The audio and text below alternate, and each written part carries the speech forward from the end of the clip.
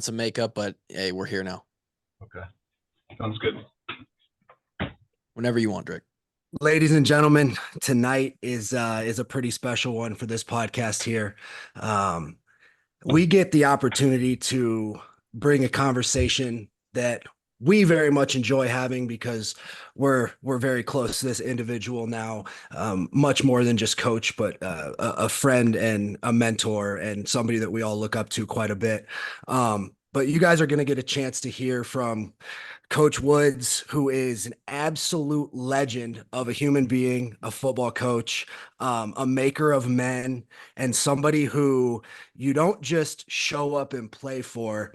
You would walk hand in hand through the gates of hell and kick that sumbitch down if he asked you to do so with them. So, Coach Woods, it's a pleasure to have you, man. I just jump at any opportunity to get to talk to you anymore because it's too few and far between. But tonight we get that opportunity. So thank you very much for joining us. I can't really wait.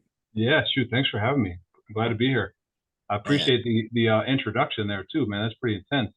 I appreciate You're it the as man, well. Coach Woods. You can't give somebody who is that meaningful a lackluster introduction. You didn't do shit half-ass when you coached us, so I can't do half-ass introduction on you. Man, I appreciate that. Yes, appreciate sir. that. And as I told you, Coach, Drake's taking a bit of a hiatus. You're the only one that can get him back to this show nowadays. I'm just glad to see the guy, man. Last time I saw him was, I think, a wedding. The wedding. Yep. Yeah, But I missed Buzz you. wedding. I missed you when I was in Phoenix this time. That's This all right. past time. But yeah, it's got to be a wedding. Does Drake look like he's any more worse for wear since we played, or Since you played? No, the guy looks fantastic, man. He's got the flow going. You can tell the guy's been training, working out, ready to kick someone's butt. Hell yeah. All 6 guys that I've signed on the dotted line to fight have backed out, Coach. I don't doubt that. Sounds like you're 6-0 then, right? Technically 0-0, unfortunately. Undefeated. You said maker of men in your intro, Drake, and Coach quite literally, biologically, is a maker of men. He has a son, and that I saw. This was news to me. Mason's a Hawkeye. 3 hours ago, Mason became a Hawkeye. And I don't know how much you can talk about this because now you're in a weird position, Coach. But I'm sure you can talk about it as a dad, just having a son commit to from the dad perspective. I don't know how much you can like speak on him. Like, oh, he runs great routes. We love his hands, all that stuff. But congratulations, Coach. That's got to be a cool feeling for you. Yeah, I appreciate it. I don't know what the rules are either, so I'm probably gonna keep it real bland. But yeah, keep it soft. But from a father's perspective, as you stated earlier, so that if the NCAA is listening, this is from a father. They don't have any power anymore. I'm definitely not gonna say that either. But no, from a father's perspective, it's really cool. It's from watching a guy be born and every day driving his mom, driving me crazy at the house, but getting a chance to see and be around guys like you. All 3 of you guys. Grant, not you. I'm sorry, man. Hasn't been around you yet. But being around you guys, Kevin actually coached his 8th grade team one year. Was one of the coaches. Coach is a generous term. I think I showed up to about 6 practices all year, but I didn't know that. You made an impact, man. You made an impact. But just being in this building along with guys like George and Noah and TJ, and you go down the list, Kirksey and Hitchens and Morris, those guys that he's been around, and Utori and all the guys in it, Kluve, you as well. That he's been around, it's been pretty cool. And obviously I cannot say enough great things about Coach Ferentz and just the what he's done for me in my life as a player, and then as a coach, and then having a son have the opportunity to play for that. I hope any of you guys that have sons, that have the opportunity, if coach is still coaching during that time. God bless him, because we're looking at like 20 years out, right? There's no way for us, but I understand what you're getting at. Yeah. Yeah. And I'm 0 for 1 already. I have a daughter, so. Yeah. If they have a chance to play for him, man, it's pretty cool. To hear those messages that he's imparted on all of us for years. Yeah. How relieved is the missus? The missus is relieved for this recruiting thing to be done, man. It's a whole different ball game when you're a parent. Yep. it's a different deal. And like we recruit every day at work, right? Every day. I understand it and understand some of the crazy things and things that happen, things that are said, and but she doesn't get it, and Right. and he doesn't get it. So it's just just being different on this side.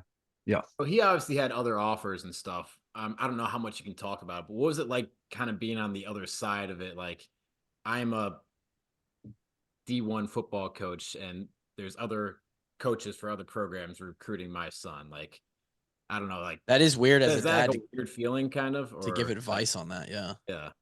Yeah, it's definitely strange a little bit. It's kind of cool when someone else sees something that you see, or maybe even you don't see in your own kids because you're around them so much, you're so close to them, Yeah. um, that it's cool when that happens and people extend those opportunities. But it's an opportunity, right? And then he's got to decide what he wants to do for his future because none of, as you guys know, like we're not, you guys, it's a lot of hard work that goes into it, a lot of time and effort. Like it ain't gonna be me doing that. I got my own stuff going on, so Yeah. he's got to do that and figure it out. Where's he want to go? Where's he want to live? Who's he want to coach him? What position? Like, all those things that you got to go into making a decision like that. And as you guys know, it's not just a 4-year decision. This is like a 40, 50-year decision that you've got to think about. Yeah. You're And about that's to good. you're about to get a whole new family. Yeah, right. You're gonna make Yeah. the best friends for the rest of your life, right? Yeah. It's not even friends, man. It's blood. Yeah. I mean, coach was, I think coach was with, because you played with Dallas, right? Dallas and I were teammates. Yeah. And we were on the phone earlier today. Mason's hanging out with Dallas and his kids down at tight end U right now. Mm-hmm. I mean, there you go. Running some wicked routes. I don't There's know. I messaged you on one of those routes you posted. He got in and out of that cut like butter. Yeah, it's cool to have, like those are like his uncles, right? You talk about George and Dallas. pretty good uncles. Yeah, some other guys that he knows or has been around just from being around football, and hanging out and having Dallas be your chaperone for 2 nights isn't the worst thing that can go on. There's a lot of people that would love to get imparted with some knowledge by Dallas Clark. So it's pretty cool. He'll talk their ear off too. He's probably got Mason. That is for certain. He's some bedtime stories We for had sure. we had like a 3-hour podcast with the guy. Yeah. Mason's probably doing a workout tonight, like 10, 11 p.m. Dallas is going to have him running wind sprints after tight end U today, if I know Dallas at all. And, but yeah, that's sick. I mean, and you're right, going back to what you're signing up for. Like it's weird to have your kid. It's like, okay, these are big boy decisions now. Like this is a huge commitment. There's a lot of work that goes into this. We played with a bunch of guys who had all the talent in the world. We could name off half of our class that we lost to attrition over the 5 years we were there. More than that. Some of them for other reasons, but like some of it just guys just weren't ready for the workload. Like it's just hard to be a student athlete. So that's How cool would it be to have your old man there to kind of just help you through it though? Because everybody has their old man on the phone, or most. You call them and get some help. But at the end of the day, man, if you have a shitty practice, you can just walk up the stairs, kick the door closed, and be like, coach, I need you to be my dad right now. I'm fucking frustrated and shit ain't going right. And it would just be such a nice thing to have. That's my perspective. Yeah, unless you're. I don't know. If I did that, Todd. Todd would have been like, "Sorry, buddy, you had a shitty practice. I mean, you were getting worked out there, my guy. Like it could go wrong. It could be on the other side." I don't know how cool that's gonna be. There's some intense moments for sure at home, so I can only imagine what it's like. Yeah. And he's got mom at home to help him. He doesn't have mom here. So I can imagine. True. There'll be some truth told. I imagine a lot of moms would be uncomfortable if they found themselves at a daily practice at a Division I facility. It doesn't have to be Iowa City. It could be anywhere around the country. There would be some sad moms about the kind of criticism that their sons have to go through. For But sure. yeah. Coach, we want to talk football and you coaching now, but this, like we said, goes all the way back. You mentioned it. This isn't just coaching for you. This is like you were a Hawkeye before you were a Hawkeye coach. Can you give us like a quick Cliff Notes, how much you remember about being recruited to play at Iowa? You came in right at the turn of Hayden Fry and sort of that, it kind of got a little bit sloppy at the end there. Coach picked up a team that was, I think, your first season. I don't remember the first year you were there. 99, was it? My junior year was 1999. Yeah. Oh, so you were a little bit older than that even. So there was a couple years there where you guys were, searching for. We were great, Tyler. Don't forget, we were great. Well, the record didn't show it. The record didn't show it, but we were great. Something was going right. Something was cooking, because a few years shortly after was probably the greatest 3-year run in the history of the program. So what do you remember about being recruited to come play for Hayden Fry? And how did your recruitment go out of high school? I think the only thing I have here is we know West Lyon, right? Got it. Yeah. Greatest high school in the country, just for the record. In the country. I'll tell you what, it's an Iowa football feeding factory. tube. Yeah. Got to be something in the water. Pretty good, man. My head coach, Coach Jay Roosevelt, he's a Hall of Fame coach, Hall of Fame person. They don't make people Hall of Fames or for being a person, but you can look that up in the Iowa High School Hall of Fame. He's in it. But he's still the head coach, man. He's had a phenomenal run, and I've shared this with him, so I don't think I'm speaking out of turn sharing on a podcast, but he has completely helped mold and shape that community. You think about it, he's been the head coach there since I was a freshman in high school. So I graduated in 96. Almost. So you do the math, and I'll let you guys do the math. 30, I think it's 32 years. 32 years. You think about the amount of young men that have come from that, through that program, and then he's coaching, kids who's then had kids who still have kids. He's coaching people's grandkids.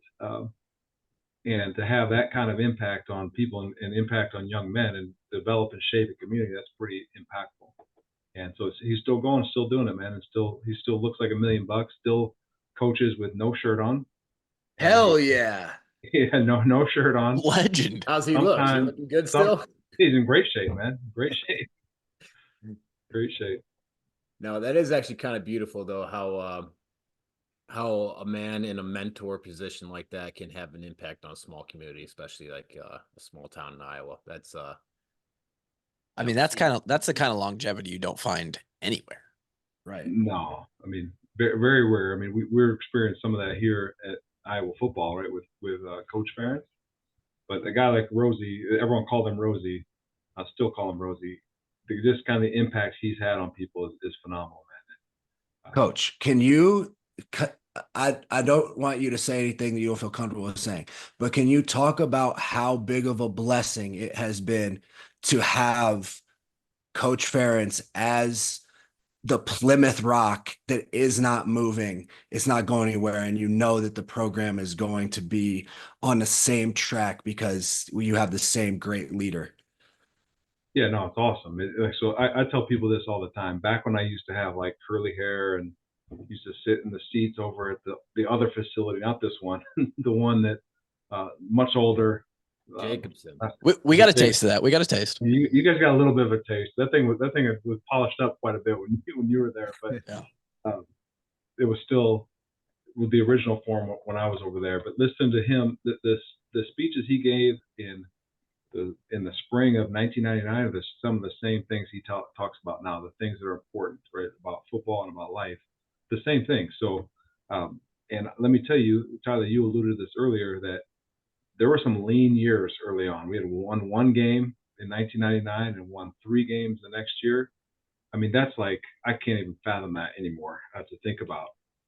But that's what it was like then. And I'm telling you, the same messages he gave then, he gives now. Whether you're you're talking about in 2015, you guys were all around for that. That's an undefeated season. Those are the same messages he was given then. So that, to Drake's point, that just proves to you the Plymouth Rock, the kind of guy he is, the steady leader. It's phenomenal, and it's like it's refreshing to come to work now every day, because it's not always easy. We've got a lot of challenges and things that we face here coaching, but to have a guy like that you can look to, and he's not super high, he's not super low. And I tell people this too. I think I've seen him at his probably best day professionally, and probably his worst day professionally, and same thing personally, probably his best day and maybe even worst day. I don't want to get too far into his personal life, but like, the guy's steady Eddie, man, and that's not, you don't see that anymore. You don't see that in life anymore. Steady. Never. Him and be able to look at him and be able to, not sure what to do. You look at Coach Ferentz, and he may not have the answer, but he'll at least make it seem like he has the answer. Always. And he can also always find a way to make everybody feel calm and like positive about any situation. That's you a always gift, think you can get something done. Yeah, that's a gift. He has a gift like that, and that's very admirable. I swear to God, he has magical powers. That's the only way I describe Coach Ferentz.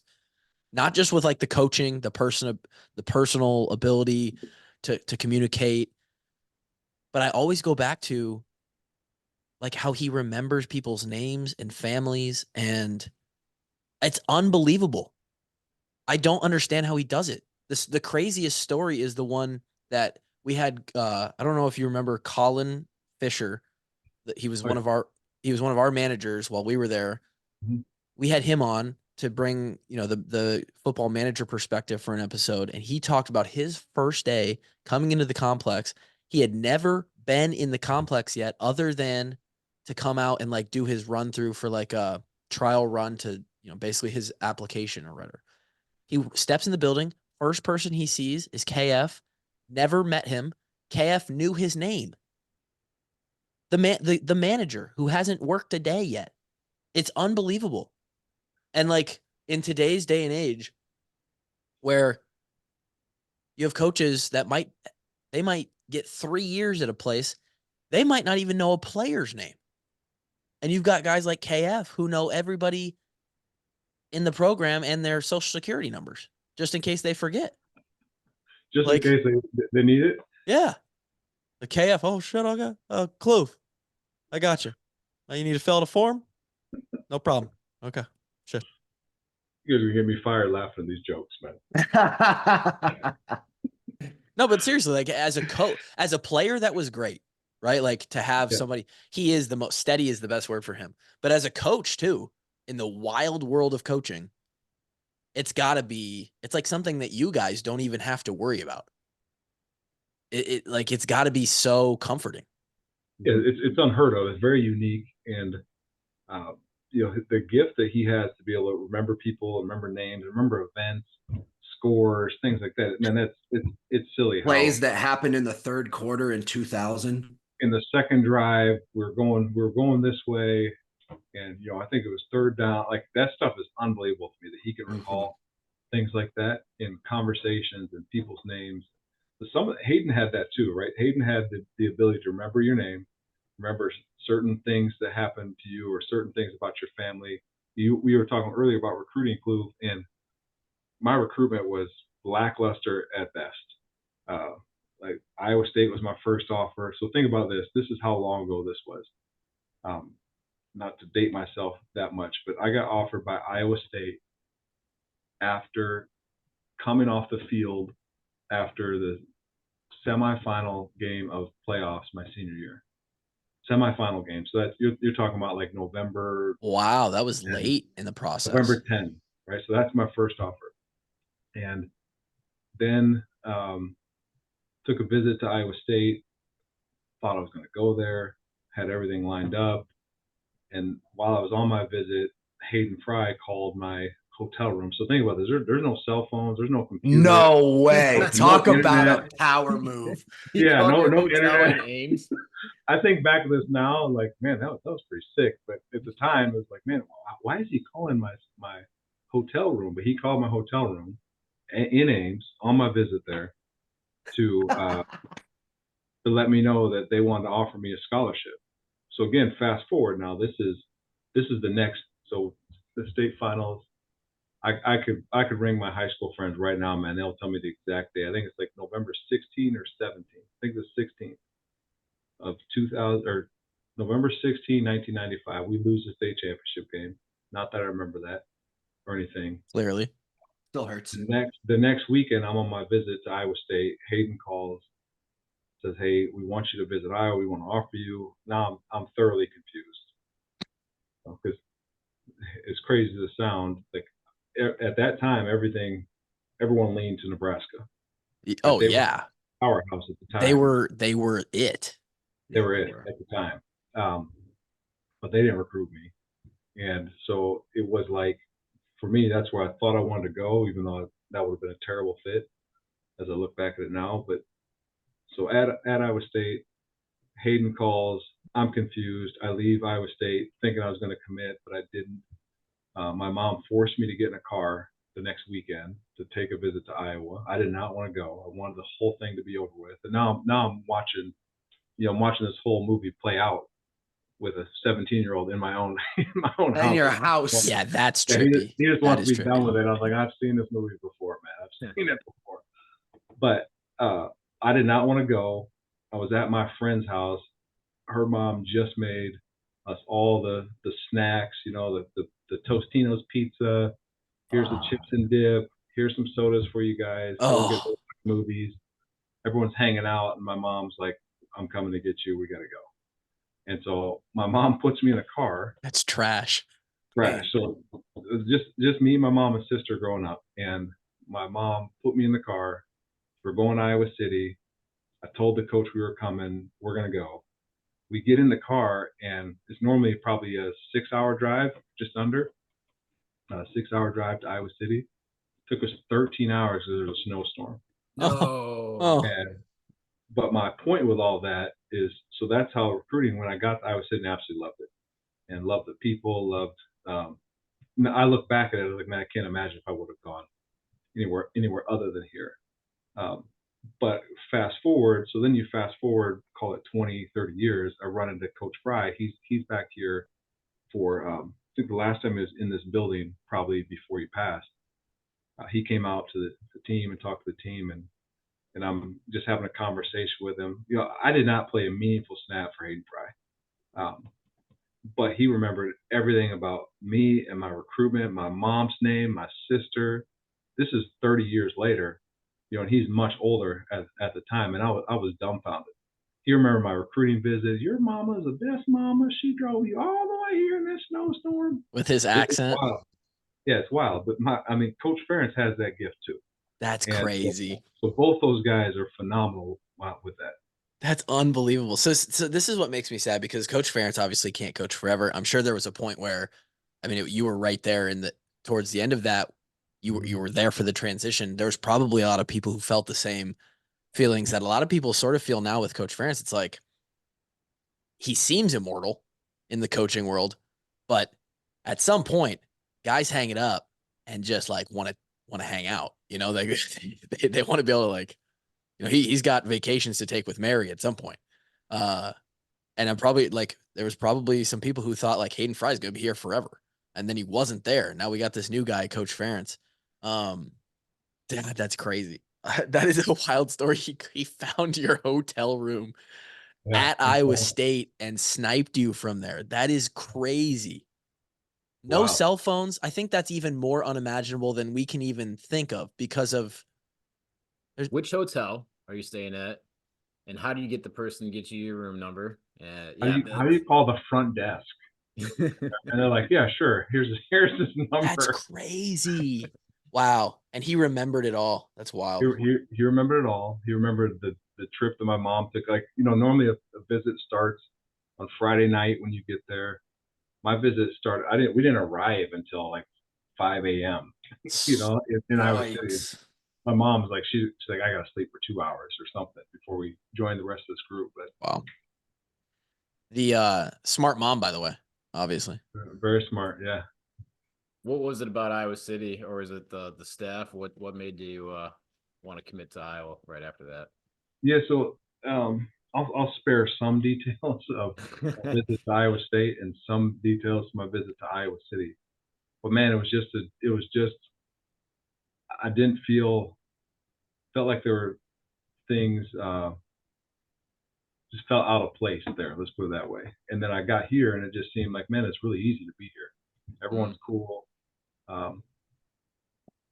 You know, going downtown, being around people, all that stuff was really cool. I think I can share this story because I was talking about it not too long ago with a former teammate whose son is also going through the recruiting process. I think we're on the statute of limitations of your recruiting visit. I think so, but he's not on his. I'll just say this person was not born in the United States, the continental United States. Let's put it that way. Okay. But he's one of the first people I met on my visit here to Iowa City, and man, he was the nicest guy I ever met, man, the nicest guy, and just super welcoming and just a giant dude. And Now you're giving it away too much. kind of looked scary, kind of looked gruff, but man, he was just a super, super nice dude, man. And I ran into him later that night downtown and saw a little bit different side of him, but it's still just a good dude. It's a really good teammate. But you know, during that time, it's crazy. I sit and think about that, going through all those things. Like that was the height of Tim Dwight, who, you know, if you grew up in Iowa, you heard of Tim Dwight. Yeah. There was, again, think about this. There's no internet, right? So it wasn't like you're getting TikTok feeds or Twitter feeds. You had to you had to see him on the 6 o'clock or 10 o'clock news. Listen to the radio. Know about Tim Dwight or Tavian Banks. Like those are two dudes that were from Iowa that were Dudes. And that Tavian Banks was that's special. 6-7 hours away.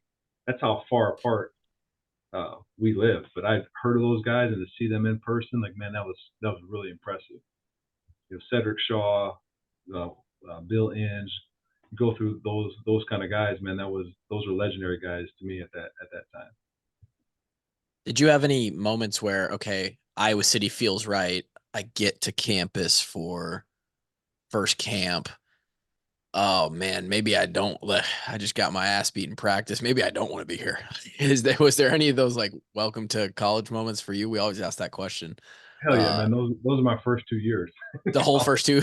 The whole first year was a blur, man. I got my ass kicked every day by Ross Burba, who was the first round pick for the Green Bay Packers, and I was a defensive end at the time, fresh off the turnip truck from Alvord, Iowa, Northwest Iowa. I'm lined up playing scout team against Ross Burba, and he might have been the biggest jerk you could ever imagine, man. I was a rush in. I'm coming off the edge, and once I'd see him, I just cower down, hit the ground, and he'd put his knee braces right in my back, you know, and then I just try to get up, pile drive you right in the back. But he was training to be a first round pick. I was training to just not get my ass kicked. You know, like just small town kid, wasn't quite sure I belonged there. But that was every day my first year, man, every day. And yeah, go ahead. No, that was every day. And so every time I'd see him in the locker room, man, I would get nervous. So here's a funny story for you. So that was, he got drafted after that first year. Fast forward 10, 8, not even that, probably 8 years. I'm sitting in the locker room in Detroit where I was playing at the time in the off season, take a shower, come out, sitting in my locker. In walks Ross fucking Burba, dude. Ross Burba walks in. I immediately just start getting panicked. Same feelings that you had 8 years prior. Same feeling. They signed him as a free agent tackle in Detroit. Man, I was so nervous when he walked in, and I tried to avoid him, and he couldn't have been nicer. He's like, "Oh man, I remember you. You're a Hawkeye, this and that." And so we ended up connecting and whatnot. We lived in the same little. I lived above a coffee shop downtown in Birmingham, Michigan, and he lived right around the corner in that area. So we would ride to work every once in a while together in his Lamborghini, driving super fast. But big fella could fit in a Lamborghini. This dude had a yellow Lamborghini, man. Wow, that thing could fly. Made me quite nervous, but that's hilarious. He walked in that NFL locker room, man. I still got nervous. However many years, 10 years That's later. funny. That would be like if Brandon Sheriff walked in, I would still. Yeah, he still flinched. Yeah, for sure. I'd be like, hey, man, I hope you remember me. Dude, Brandon's somebody that I've wanted to have on this podcast. I just don't know how to I mean, I do know how to reach him. I just don't want to go that back channel, like get Ike to give me his phone number. So because I'm honestly scared of him still.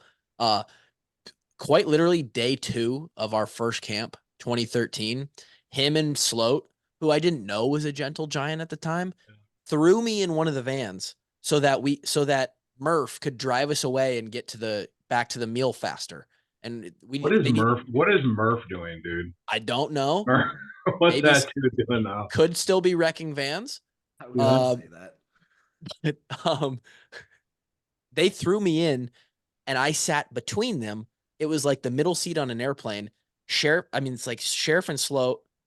And I'm sitting there and I think I'm texting Lauren, who was girlfriend at the time. And I'm like, I think I'm in the wrong place, actually, because these humans aren't built like me. And they're very big and scary. And yeah. And I still, if I was in the same place as Sheriff, it's a great example, Drake, today. I know he wouldn't recognize me. When I reintroduce myself, I'm still not quite sure he would remember me. And if he did, I'd be very cautious just around him because he might stiff arm me.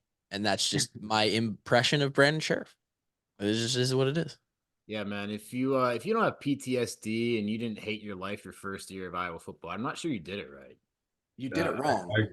I agree, man. I agree. If it was smooth sailing for you your first year, you're either like super elite athlete, freak show athlete, yeah.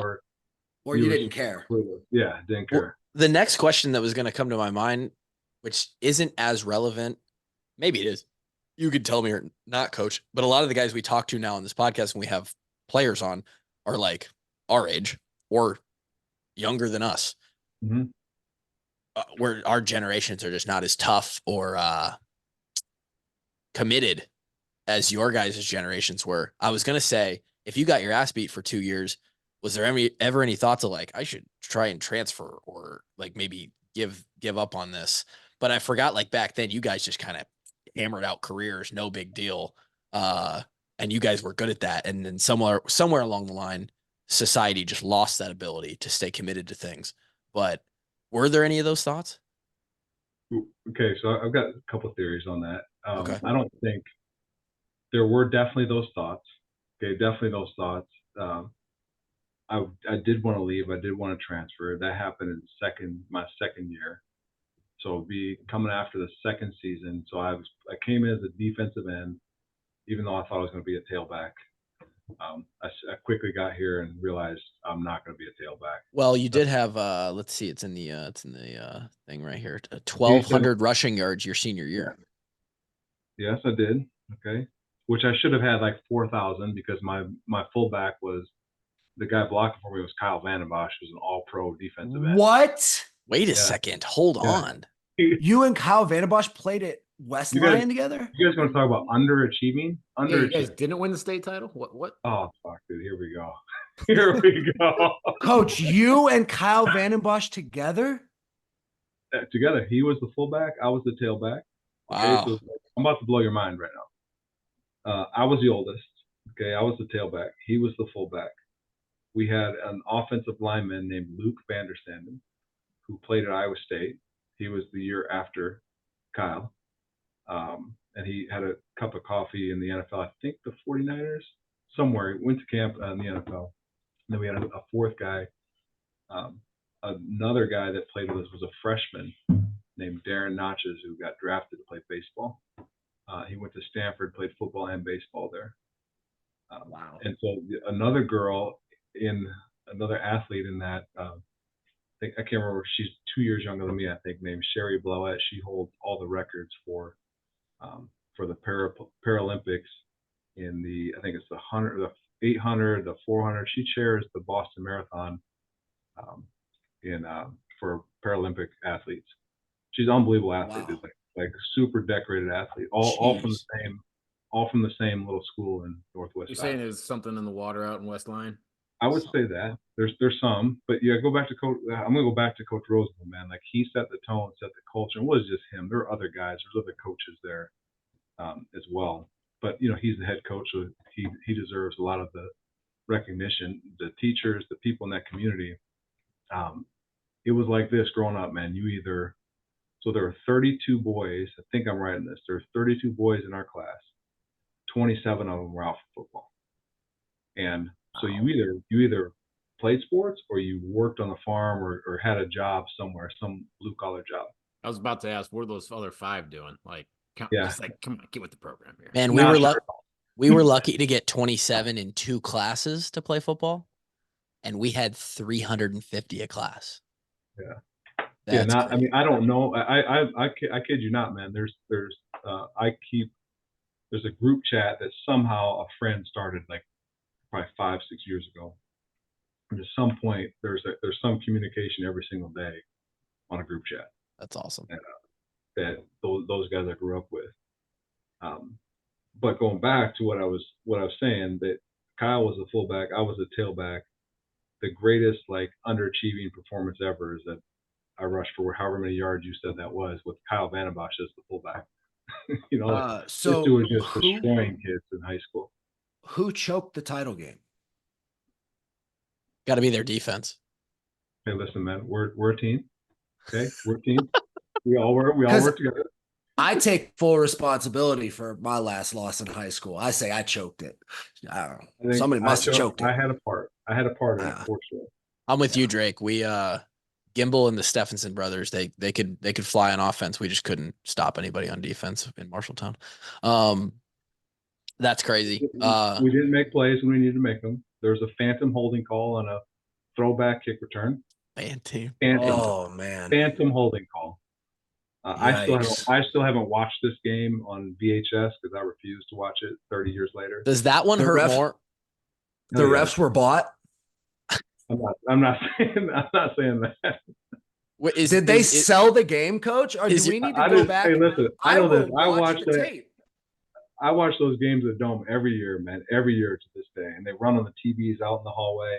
And I've got one up here on the screen here, and then one on my computer screen. I'm watching them like throughout now they play the semifinals and the finals, and we watch them in here, man. And I get PTSD every time.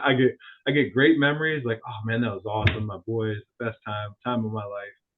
And then I get PTSD thinking about, man, how the hell did we lose that game? Is that we one? We have to go back and check the tape. Yeah, we're gonna have to find tape. I'm not watching that, but I know some people that'll give you that tape right now. I need to see the kick return. That would be great. Speaking of tape, if you could get the all 22 film for us for Iowa, that'd be fantastic. We'd love that. Just slipping that in there. Going back to before we got a little sidetracked there, you said like you came in expecting to play running back, and it also goes back to like, hey, what number am I going to be? I want to be number 6. Hey, Tim Dwight's that number. No. That number. Okay, well, I also wore number 32 in high school. How about 32? Nah, Doug Miller had that number.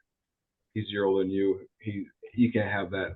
So here are your choices. You could be number 98, number 96, or like 71. Again, I was a defensive end, right? So I'm like, oh, I graduated in 1996. How about 96? Oh, perfect. I showed up my first day as number 97. As Kluver knows, that's the best number in football. Great number. That's the best number in football. At least they asked you. I don't recall being asked. They just said, hey, like you're 26. We don't know how long you're going to be here, but this is your number. So congrats. Yeah. Correct, Kevin. I assume that you asked that wasn't consulted. No, I don't think Drake was either. I thought, and this may be giving them too much credit. The Under Armour game I played in, they gave me 97. So I thought that they just saw that and they're like, cool, we'll give him 97. It was probably just the only 90 number that was available.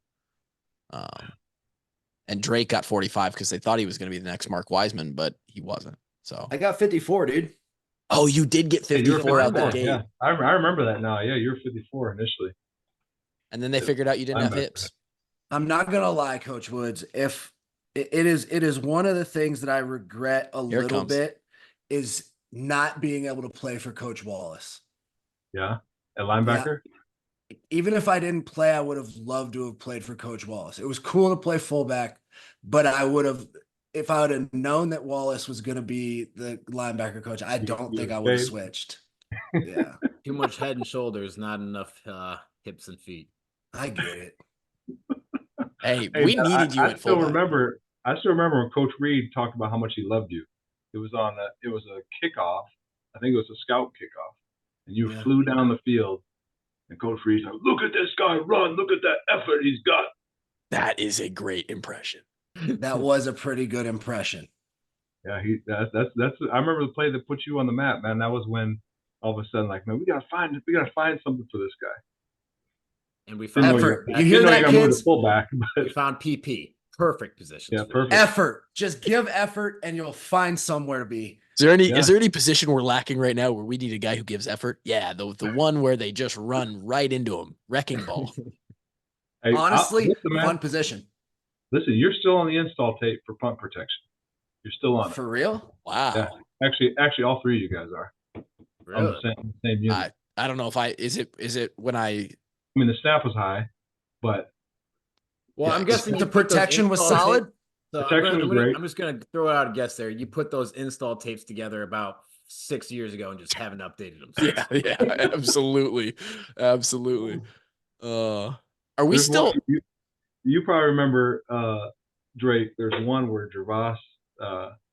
It's great teaching, man, because it's Oh, like combat drill? Is it the combat drill team? no, not that one. We're not to that point yet. But Gervas kind of had like little sloppy footwork and like whiffed on a guy against Penn State, and all of a sudden you had to pick up your guy and his guy, and so guys come screaming. I use that as a teaching example all the time, like how we can't put the position that Drake played in a bind like that. We all got to handle our business. I remember the rep that you're talking about. But we got it done right. The punt got off. Yeah, got it off. We got it got off. it off. I'm by the grace of God, man. I'm not sure how that thing got off. There were several punts that were close over the time. One of them being when I snapped it high to Calusi, and he decided to reverse out the other way. Yeah, reverse field. Yeah. Should have got his leg snapped in half, man, by Devin Bush. That was a great job by you, Kluve, because we got a first down. Targeting call, baby. Is out of there. Targeting call. Well done, Kluver. Probably top 3 bad snap in my career, and Only time KF ever put his hands on me. Yeah. Oh yeah, you were about to kill Calusi, weren't you? I was on Calusi's throat, and KF came and horse collared me. That's wild. Only time other than him getting pissed at us at the Rutgers at half at Rutgers, and then that time is the only time I don't think he has been steady. It's crazy. 5 years, 2 moments. That's wild. And what's a shocker? I brought one of them out. Yeah, no, that's not that's not a surprise at all. But dude, I don't know about you, but just think about that. Don't you just miss being on edge like that? You're in a tight ball game in packed Kinnick Stadium, and it's like every little thing matters, and it sometimes all it just takes a little thing to snap, and you're just like, you want. Oh, do you mean do we miss the last time we felt alive? Yeah, Kevin, we do. Well, I didn't want to say it, so yeah. Yes and no, Kev. I understand like the competitive anxiety you're alluding to. Not once in my life have I ever wanted to snap like you on a game day. You're a psychopath. I am. Yeah, psych ward. So they don't call him Psych Ward for nothing. And he absolutely was. I fucking loved winning football games. All right. Yeah, man. There ain't nothing better than winning college football games, because the effort that you have to put in to be a collegiate football player throughout the entire year is so razor close to not worth it. Yeah. But those 12 Saturdays, man, when you grind it out with your family and you get the W, it is heaven. It is bliss. It's worth it. Let's talk about how much work goes in on the coaching side. Yeah, I was just about to ask. Winning as a player, winning as a coach, similar feelings, one better than the other. What What's the locker room feeling for you after a win these days Like compared to actual winning, actually Winning- winning. Yeah, like winning a yeah. So I mean, there's nothing better than playing, man. I'm wait, sorry. I'm going to back up for a second. What is not actually winning? What No, I mean like the actual winning, or I guess I think I misunderstood the yeah, question. actually winning a football game. Yeah. Yeah, like winning a football game or being a part of a win. Like there's nothing better than playing. So like coaching is a second, right? A second to that. There's nothing better than playing. So like You if get just a little bit of the taste though. yeah, a little bit, yeah, for sure, Yeah. for sure.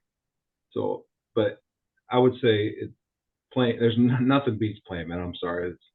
You're with your guys. You busted your butt, like can't remember who said it, is you, Drake. I think talked about the razor thin, like to the point where like you want out. You want Yeah, out, man. and then you don't tap out. You stay in, and somehow you're victorious. Like man, there ain't nothing better than that as a Yep. player. And They but tried to coach- tell us too.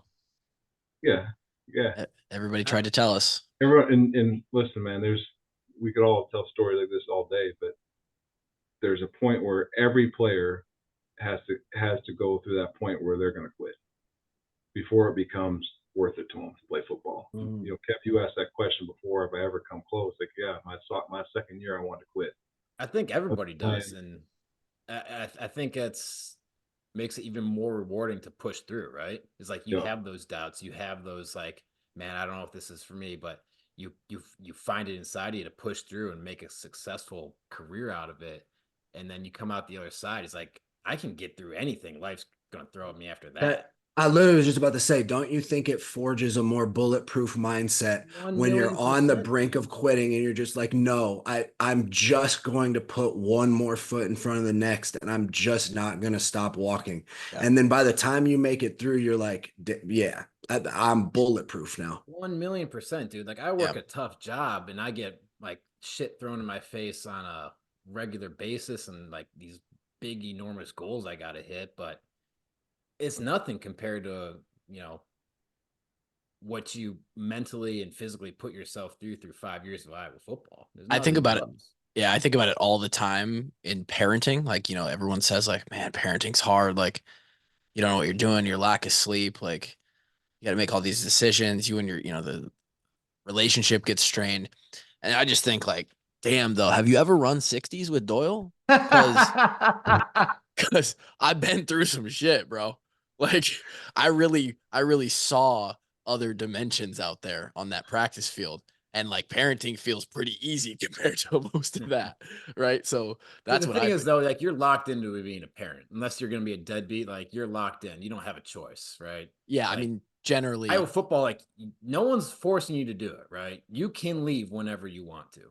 We had a teammate that just left middle of a he ran like out of the conditioning. I hit my limit. I'm done. Shout out to him, man. Shout out. Oh, dude, I know who you're talking about. Yeah. Sorry. I'm not saying names. We won't drop a name, but he quite literally on a 55 just kept running. Just kept running. Right. Kept running. At any singular moment, you can just say, "This isn't for me anymore. I'm done." Man. Hey, listen, man, more power to them because everyone has to decide if they're going to do it or not. Yeah. And it's funny. You guys are talking about the 60s. I went over with a specialist today to Kinnick to do work in the stadium. We're walking down the stadium stairs, and man, I got PTSD thinking about. We used to do stadium stairs. So that's before your time. That's what. Yeah, we didn't do that. Yeah, we never did. Actually, that. Coach, they dropped that the year that we came in because the class above us used to talk about their freshman year doing stairs, and from the moment we came in, there was never any more stairs in like 13. It was nuts, man. We watched Tim Dwight race up and down these stairs, and like he'd do 13 reps up and down, and I'd get to like 8, and I'd want to just quit, man, just quit. And it was, and then you'd have to know like the next week you came back, you are 8 this week, well it's 9 next week, and then it's 10, and then it's 11, and then it's 12, and it's 13. And I'm gonna throw up now. That was brutal, man. Like that was like, you want to talk about the hardest things I've done, and like to me, but there was such a mental block. But the Drake's point, like you get through that part, you get through that hurdle, man, you feel like you can do anything after that. I mean, so that sounds hard, but to me, that's like an acute, like, hey, it's a 1-hour workout. It's going to suck like hell. I'll get through it. Yeah. When I think about like the hard shit that y'all went through, I think about, like, I remember one camp I'm asking you, like, hey, what did camp look like back when you were there? 21 two-a-days. And then you're like, all right, well, you know what? The first day we had practice in the morning and media day in the afternoon. Second day, it was full padded practice in the morning, full padded practice in the afternoon. And then day 3 through 22 were same as day 2.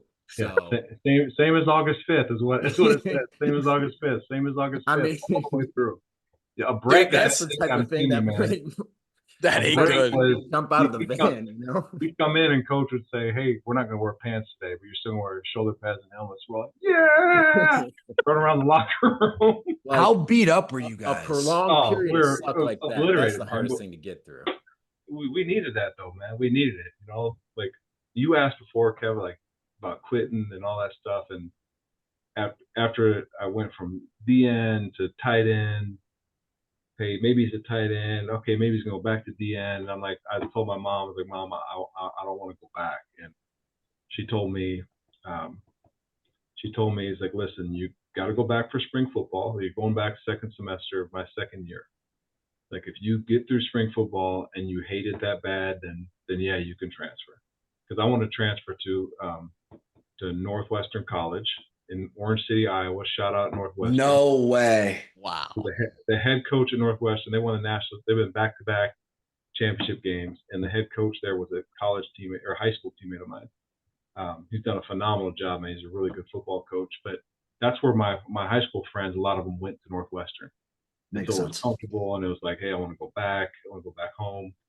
But I didn't. And I went through that spring, and man, it sucked. It was awful. But I got out of it, and I kind of like carved a little niche for myself as a pass rusher at the time. Couldn't pass rush anything right now.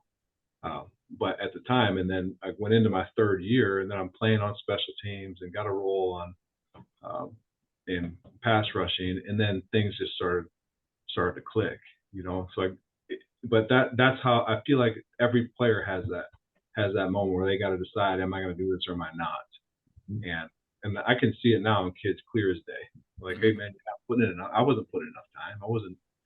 I wasn't really paying attention. I was just kind of being there at the time.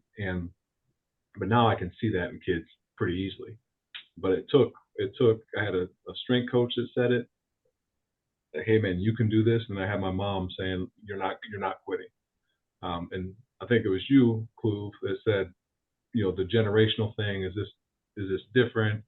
You know, are we softer now? Like, I don't think so, man. I think it's more you guys, your generation, because I will say I'm older than you guys, that kids today have more information. I didn't know anything at the time. There's no internet.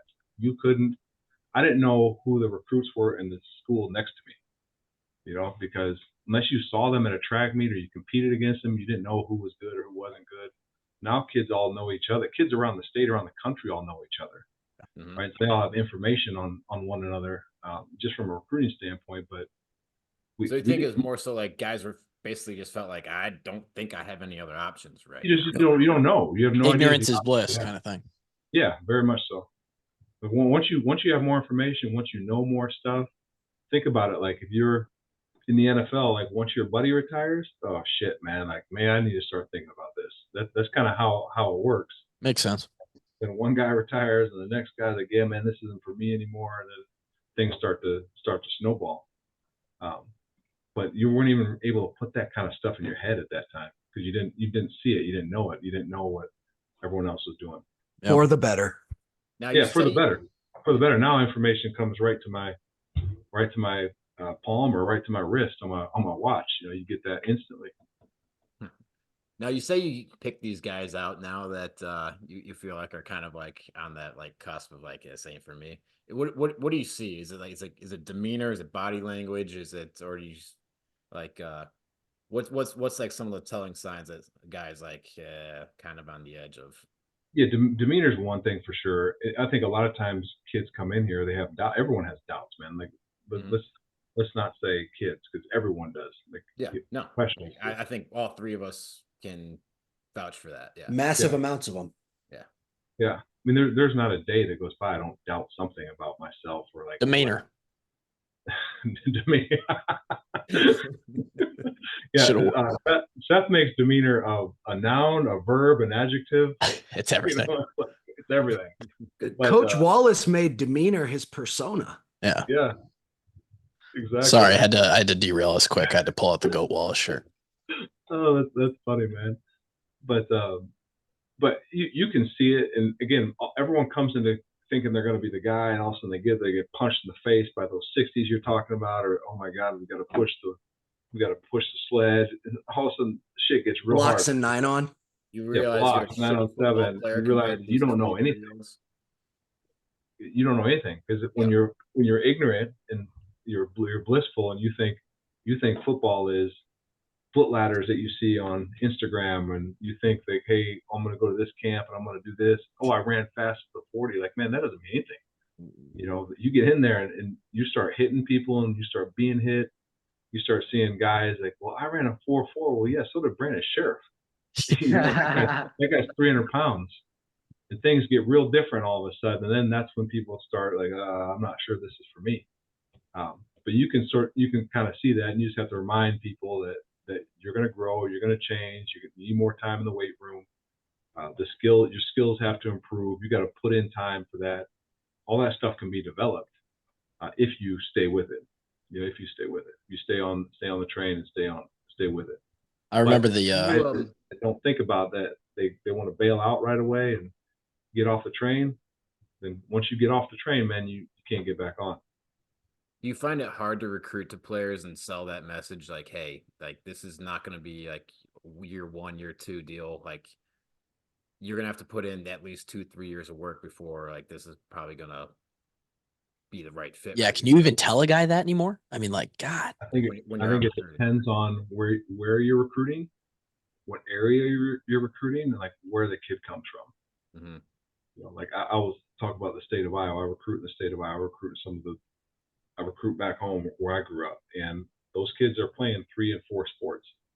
You're not going to be playing 3 and 4 sports and walk into Iowa and be like, yeah, I'm going to start playing football, because you just don't have the skill yet, right? But there's potential there, and if you stick with it, if you learn the skills, you learn the system, you get in the weight room, you develop your body, like, yeah, you're going to play and you're going to do really well. You can grow quicker than guys that are a 1 sport or even 2 sport. They probably have a bigger base, you know. But those kids, they tend to see it because they've seen guys like you guys. You know, they've seen guys from this state or from the neighboring state who have come in and worked their butts off and done it. Whereas there's other areas I recruit where they think you just walk in and because you got offered and you have this many stars that you're going to walk in and be the guy.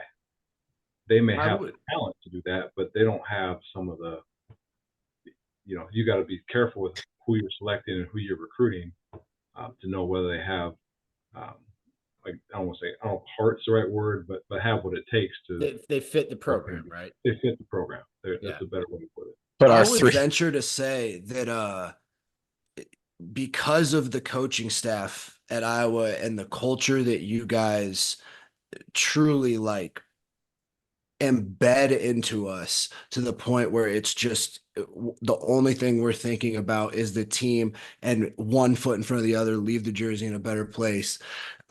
We have, I think, one of the country's best player development programs. The amount of talent that the Iowa coaching staff, y'all are able to get out of the players is like legitimately maximal from each player. And I don't know if there's other coaching staffs around the country that can really say, yeah, we took an amazingly talented player and took him to his max potential. But the Iowa coaching staff takes the players that you guys recruit and absolutely squeeze the last thing we got out of us. You know, like do you agree? Coaching staffs don't turn Josie Jewell into a 4th round draft pick. No offense, Josie. You know what I'm saying? Like, it's just the Iowa coaching staff. Offense to Josie. Josie's trash. Yeah. The Iowa coaching staff finds a way to get everybody to their peak.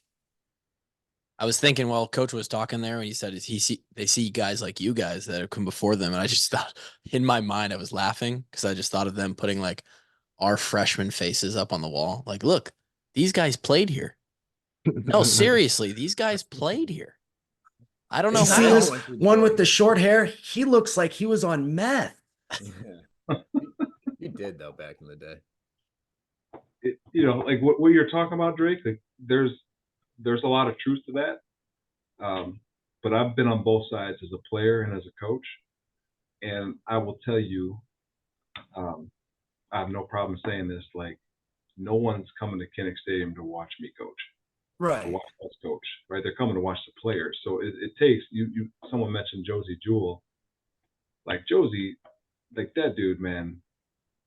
Like he's a different dude, man. Like he's got Up top, from the neck up up, top. he's got Yeah. something different. He's got something different. And so what it takes, in my opinion, is it takes a man or a person to that has some of that stuff, which all of you guys have it, or you wouldn't have been able to do what you've done, be where you've been. That you have that inside. It takes a coach to find that in you and push the buttons and get it out of you.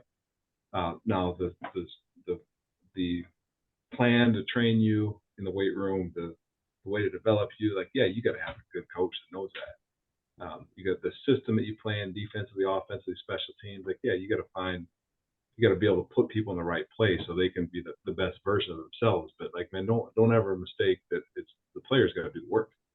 Players got to do the work. We can keep pushing you and bringing you the water and all that, all the stuff we try to do as coaches every day, poke, prod, and motivate. But the kid's got to do the work. And if the kid does the work, then if we've done our job on the front end recruiting, then typically results are what they are from a player development standpoint. I mean, it's a simple, not easy process, right? It's like you follow the process, and it's generally going to work out well for you. Like you might not be at all Big Ten, you might not even be a starter, right? But you follow the process that is laid out before you. You know, you got a bunch of examples and older guys that are in the locker room that have done it, gone through it, and are at the position they're at there. And things just generally work out, right? It's the guys who delineate from the process that That's us right there, Kev. That's Yeah. us three. You, me, Drake, all had guys older than us in our. Drake had a little bit of a pat, like he thought maybe linebacker, but then fullback. He had Macon. No, but what's cool is that I got an opportunity to learn just about being a football player from James Morris, Chris Kirksey, Yeah. Anthony Hitchens. Like you can't have better mentors than that. Then No, I man, get to you go can't learn think of from three better Wiseman. guys than those three. When I think Yeah. of our freshman year, I think of James Morris, and he freaking wrote the book on how to succeed. Yep. And it was like, to me, it just seemed easy. It's like, okay, do what he does. And like, you might not be easy. Simple, not easy. It's Simple, a lot not of hard easy. work, Simple, not easy. but Simple, the not path is easy. laid out before you. Put your head down and go to work. Kreider Mhm. was You don't have to. It's not a whole lot of stuff to figure out, right? No, Like, it's been figured out. Yeah. You just now have to replicate it. And Kreider was the same in my position. Casey, those 4 months that I got with Casey were massive. Like he's like, this is basically how you do it. You want to have a successful career, just follow this, and like there you go. D-Bone, you haven't asked a question yet, dude. Let's get in here. What do you got for Coach? Yeah, Coach. So, with your time coaching special teams, you've coached some amazing punt returners between Amir, Cooper this year, and then even like Charlie Jones. So, I wanted to ask you, what's the difference between a good punt returner and great punt returners like those guys? Okay, so be a great punt returner. I would throw other guys in there like Kyle Gronewig. Yeah. Shout out West Lyon. KG. Shout out West Lyon again, which I think I only rejected him twice before Coach Roosevelt only told me twice, like, hey, this guy can play for you. And then the third time, I was like, all right, yeah, I guess you're right. But as a punt returner, like that kid was really good, man. But Yeah, I think play. He's a gritty motherfucker. Yeah, to answer your question, Grant, what makes a good punt returner in my mind, man, you gotta have nerves of steel to do it, and you gotta be able to stand back there when the bullets are flying and traffic's coming and be able to field the ball and catch the ball. After that, man, a lot of it is just finding seams and and hitting it. But if you're not willing to go back there and feel the ball, feel the punt, then it's hard to be great. I mean, you talk Micah Hyde's another one who Micah and I we laugh still to this day that was the first punt returner I had coached. I'm like, man, God, I was such a bad coach at that time. I told him, man, if I was coaching you now, man, I promise you'd be all American as a punt returner. But how do you coach a guy like Micah Hyde who has Yeah. all this pure talent and instincts on his own? Like punt returning is a lot of instincts, if you would agree. It's decision making is what it is. Yeah. Who can make decisions really fast, and then who can field the ball. If you can make decisions fast, like judging the ball quick, okay, can I field this one? Can I return this one or not? Then you got to go through the decision making process. Okay, let me back up. Can I field this one or not? Then it's like, all right, I can field it. Should I return it or should I fair catch? You know, do I want the yards right here or shit, man, I'm about to make a play. You got to go through that, and it's got to be quick. Yeah. And then the great ones have had the ability to stand back there. Hey, I want to return this, and know they're about to get hit, as they call it. Like Charlie had that. I feel like KG had that. Gronewig, that Cooper. We all saw that. I mean, Cooper made one of the greatest plays I've ever seen in my life, man. That will never doesn't count in the stat sheet. Ounce in this podcast, brother. Man, let me tell you, we didn't block a soul on that. Not a soul. Not a soul. Not a soul. Not a soul.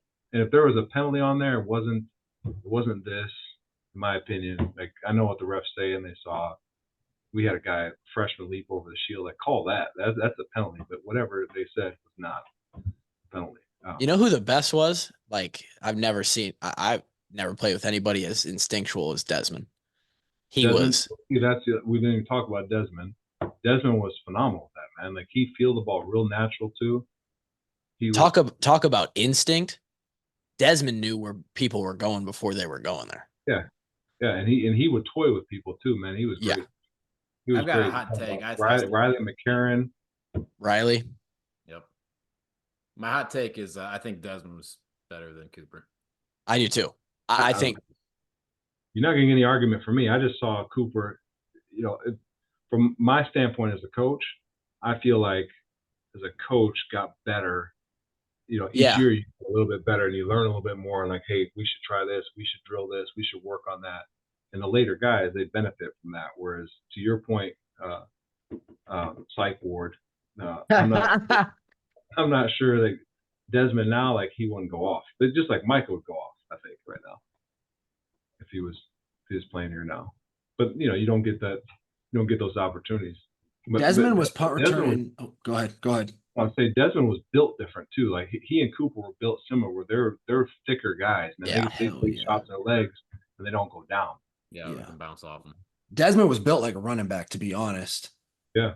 Might have maybe should have gave him the ball on offense. I don't know. I know it's a sensitive subject because we tried that with Cooper and then he tore his shit up. Speaking of special teams, and you've played a lot of special teams in your tenure in the NFL. What do you think of the new kickoff rules? It's going to be different. You're talking about the NFL kickoff rules, right? Yeah. Yeah, it's going to be different. I've had a chance to see two different teams, their plan of attack, and kind of how it's going to work in both the Ravens and the Chiefs. I went and visited their practices, and it's going to be different. I think it's going to be good, though. For one, it saves the play, right? The alternative was if they don't make a rule change, they're going to get rid of the play. Yeah. Right, yeah. Keep special teams involved. They were talking about starting drives like you do in junior high, where, hey, just put the ball in the 20 and go. No kickoffs. That would have been horrendous. I mean, that's like some guy's livelihood right there. Of course, yeah. Of course, but that would have been real bad. But at least they saved the play. I think it's going to make things more exciting. It's going to get more returns. It's going to make it a little bit harder for to be making tackles. I think the kicker is going to have to be involved in making tackles. Which is going to make things really interesting from roster standpoint, like who actually kicks off. Mm-hmm. I talked to Torrey, had dinner with Torrey earlier today because he's back for a couple of days. He's like, yeah, we're going to alternate who kicks off. I'm like, wait, you're kicking off? And then he's like, yeah, I'm drop kicking. I'm laughing. And I was like, man, you know you're going to have to tackle, right? We're going to have to you boned up on how to tackle. Corey's big, man. Yeah, he's He's got a big frame dude, on yeah. him. He'll be all right. He's I big. actually, the first time like I actually met him in I knew he was big on, and they list him at whatever. But then we went and did one of Keith Duncan kicking camps, and I stood next to him. I was like, Jesus, dude, you are a unit. Like, no wonder he can absolutely missile balls. But yeah, that would be to see if Torrey Taylor drop kicks kickoffs for the Chicago Bears and then goes down and makes tackles. Sign me up. Yeah, guy's a legend, man. Guy will be a legend forever. Oh, But I think the rule's good, man, all the way around. It's going to get better returns, more excitement, keeps the play alive. So I'm all for it. I hear you, but tell me why we should bring back the wedge. Yes. Why should we bring back the wedge? We should bring it back, right? I mean, Hey, listen. everyone loves it. You're also talking to a guy who made his living breaking a wedge, hence the scar across my nose. Hey man, No. that's what I did. Like I think every kickoff senior year is I was just going to the 2-man wedge. But listen, you went to the 2-man wedge. I went to a 5-man wedge. Yeah, Oh, you're both yikes. different, all right. And we are not the same, all right. I'm not saying that at all. The rules have changed to save people's lives. So let's start there. Save people's lives. I just want you to know that I would have ran into a 5-man wedge for you. Coach was you were literally playing a game of 60-yard Red Rover. Yeah. Listen, man, you're still on the install tape too. I'm thinking about this word on twice. So kick return. Okay. 2-gap, getting 2-gapped by a guy, but still making your block. Okay. And then you're also on for you blew up the wedge. You and Amani Jones. Oh, You blew it up. That was You probably blew it all up. Monty Jones right there. You blew it up, and Amani Jones came flying in and just like wrecked some poor kid from Oh man, I miss from watching that. Texas. Just snapped his leg. Question, Coach. Do you remember the Northwestern game at Northwestern in 2015? Where it was the first time that you put me on punt return and you said just stay in the A gap in 3-point stance, and you said run as hard as you possibly can. And that guy, and it was me and Bud Spears having a race to see who could fuck these dudes up the worst. You guys are trying to split through and try to get your hands on the ball. We're trying to get our hands on the ball. Yeah, I remember that. Yikes. Hey Drake, I got a job for you. Yep. What do you want, Coach? You're perfect for it. Get a 3-point stance. And Drake was probably psyched, dude. He was. Are you kidding me? Yikes. All right.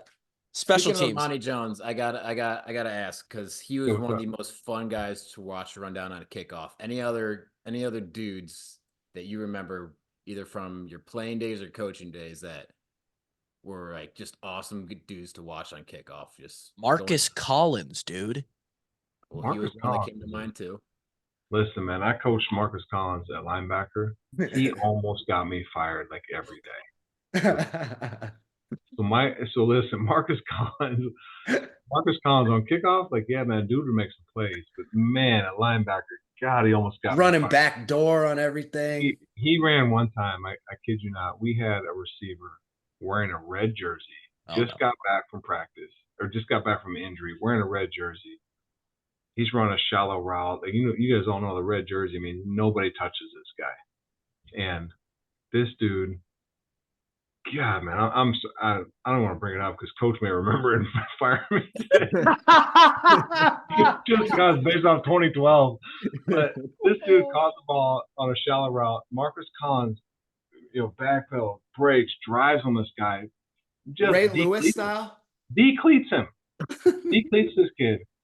And starts, whoa! You got the like, that was him, dude. That was so him. I'm screaming like, no! Coach Sparrows just lost it, man. Holy shit. How funny would it be? It wouldn't be because we would be hurt. But if Coach Ferentz came out random in the summer and goes, so I listened to a podcast this past weekend and something was brought to my attention that I'd forgotten about.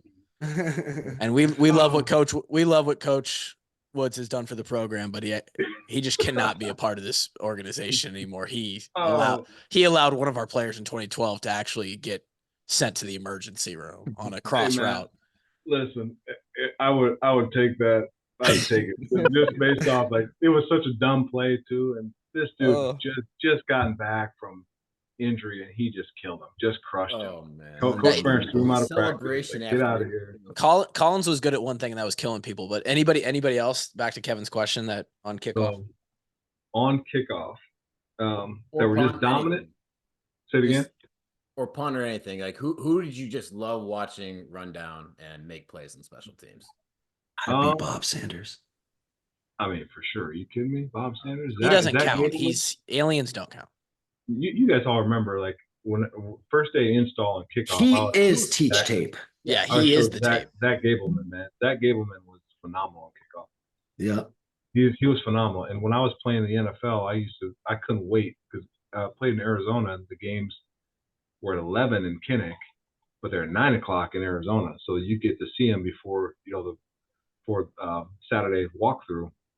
So I'd be watching and I can't wait to be lined up at the TV watching number 51 come racing down, blowing up 5-man wedges and decleating kids. But he was fun to watch, I thought, man. I mean, to be honest, like 52 Jones, like God, man, he was good on kickoff. Ooh, man. Special, man. Hard to be. A punt, no thanks, because he's going to get that punt blocked. But God, man, he was good. I always liked, especially older Devontae Young. He was a really good special teams player, man. Yeah. I think Devontae Young was a victim of COVID, where he wasn't able to work out that year, and all that stuff everything got pushed back a year, and it just wasn't time for it. I feel like if things were a normal track for him, I think he'd be playing in the NFL. There'd be He was good, man.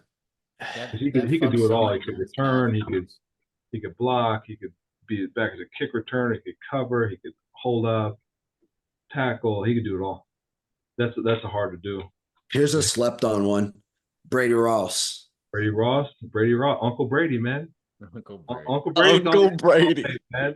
Uncle Brady's still on the install tape talking about, hey man, like you see all these 8, 9 guys flying down the field, and like then you see Brady Ross like just behind them. Everyone's like taking bullets, they're getting knocked off, and Brady Ross just comes down there like 2 gaps a guy and makes a tackle. 5'9", my point is, not everyone has to be a speed demon. Mm-hmm. You just got to know yourself. You just got to eat 6 double cheeseburgers at snack the night before. And be willing to run through a wall, because that was one thing that kid was willing to do, was run through anything that stood in front of him. I know it's one of the more dangerous plays in football, but I hope NCAA keeps the kickoff rules the same, because I think it's still one of the more exciting plays when it's not a touchback. I mean, obviously I made my career off special teams, but it's got a special place in my heart, and I hope it sticks around the way it is.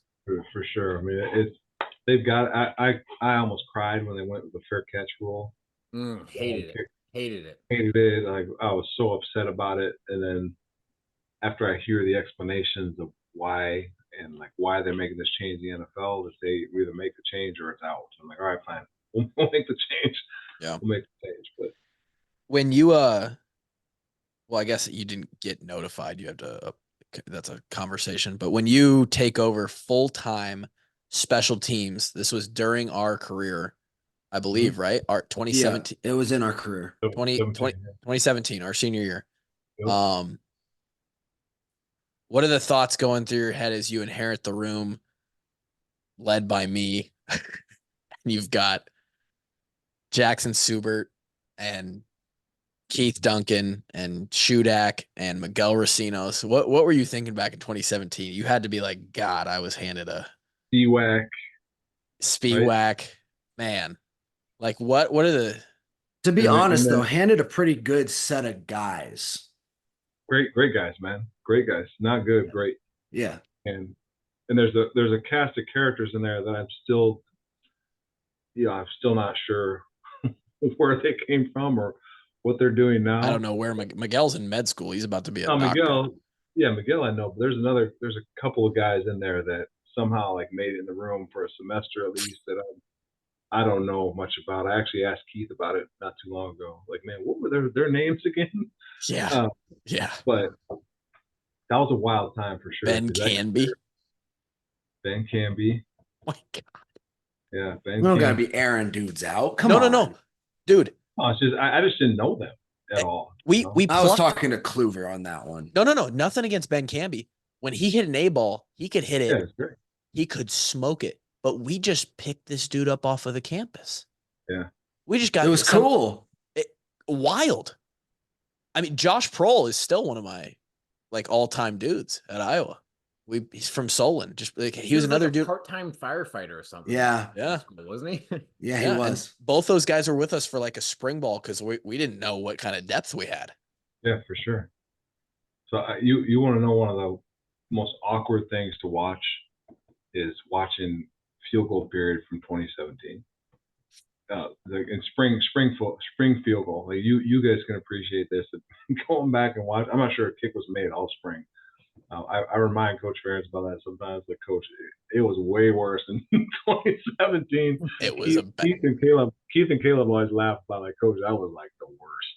wow. And at the time, I didn't know how significant the holder was to the kicker, and we're like, hey, anybody want to be a holder? All right, hey, sheriff, get in there. Anybody just go in there and be the holder. I never knew how much that affected a kick or The operation is crucial. Crucial for sure. But there was not a lot of kicks made in 2017. Coach, I remember. So this is one of the things I respect about the most about you is you're a Division I football coach. You played in the NFL, and that year in 2017, you brought me in as the senior in the room on so many things. You would like grab me and pull me into your office, or as we're walking out to the practice field, and ask me questions that I was like, I don't think you should be taking my opinion into consideration here, but you knew what you didn't know at the time. Yeah. And I realized that as I've gotten older here over the and I'm slightly matured more. And that is that's one of the best things you can have as a person is knowing what you don't know and knowing where you can get that information. And you knew that like, I'll just ask Kluver. Like and not that I always had the answers, but I was just amazed at how like vulnerable, not a great word, but as a coach you were to be Humble. like, yeah, humble to like, hey, Kluver, I don't know this. Like, what do you think about Keith? Or like, you asked me a lot about like even how their days went, how I felt like they were doing mentally. Like that was crazy to me. And that that's one you laugh, man, but like that sticks with me heavy. Just like a lot of coaches, several that we played for would not do that. They wouldn't do that. First off, if you're not talking to players, you're not understanding what they think and where their head is at, then I don't think you're a bad coach, in my opinion, because the players are the ones playing, and they're the ones that know. You're the one that has to go on the field. Like I can tell you where to go and what spot you're supposed to do and how you're supposed to do it, but you guys are the ones that do it as players. And so I think if you're not starting there, like what's getting players' feedback, I think you're wrong. But then the next part is like, man, like listen, I've never punted a ball or kicked a kick that meant anything, and I know how to snap, but I've never snapped in a game. Yeah, I've never felt that. There was twice I thought I was going to go in a game. And one was in Buffalo, and the wind was blowing sideways. Oh man, that'd have been a Sideways nightmare. like this, after our snapper got blew his knee out, and then one was in Tennessee where that one got concussed. The guy in Tennessee hurt his knee, and I thought I was gonna have to go in and snap, and I'm like, oh my god, man, this is. But my point is that if you're not talking to players, then I think you're wrong. But part of everything, man, is knowing what you don't know. I mean, Coach Ferentz talks about that all the time, right? About playing to your strengths, right? Knowing your weaknesses, playing to your strengths, and knowing who you are. If you know who you are, then you usually, to your point, then you can figure out what it is you don't know or what you know and find the answer. Yeah, I mean, you pulled me in a couple times, and I was like, I don't feel comfortable with this responsibility right now. I mean, it But was listen, cool. It was You cool. you were ready for it, Clue. You were ready for it. You just didn't know it because no one ever asked you. No one ever saw that in you before, Yeah. right? Well, we didn't have anybody. There was no special teams coach until then. Yeah, there wasn't a full time Right. coaching up a position. Coach Wallace had us until then, but Coach Wallace had other shit on his mind where he wasn't going to. But It was. You also had other you had other coaches, or you came in with other coaches that held the title. Yeah. Self included. It wasn't like I was in those meetings with you guys. I was next door in the tight ends. Right? Yeah. We had put an offense in. We had 3 tight ends. We were playing 3 tight ends, Yeah. three different positions.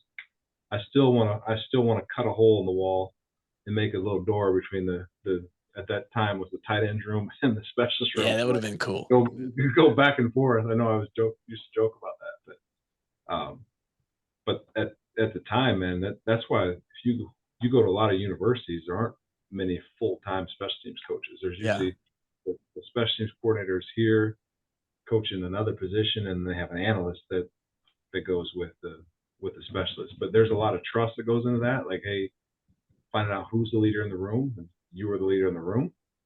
So, hey, man, whether you want this or not, like, we need your help. So the guys are going to look to you regardless. And then That was true.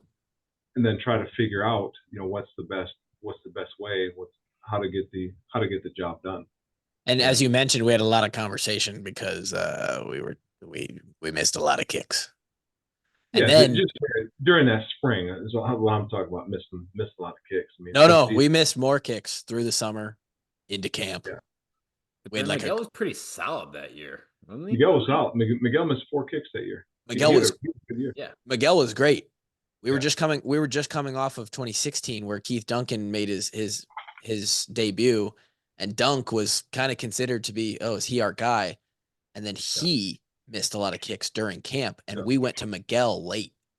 I remember that. We were in camp. Miguel kicked all the field goals that year. Yeah. Dude, during camp that year, in the field goal practice periods, everybody was on eggshells because these dudes were missing kicks and we did not know what was going on. I would just snap it and just hope. We didn't know who the punter was going to be that year either, I don't think. No, try being the brand new special teams coordinator. Yeah. I didn't envy you. That's what I'm saying is like God, I mean, I felt bad for you. I was. Yo, our kickoff team was elite that year, though. Yeah, we were elite. Our return team was pretty damn good too. Kickoff was elite, man. Geno Stone was a freshman.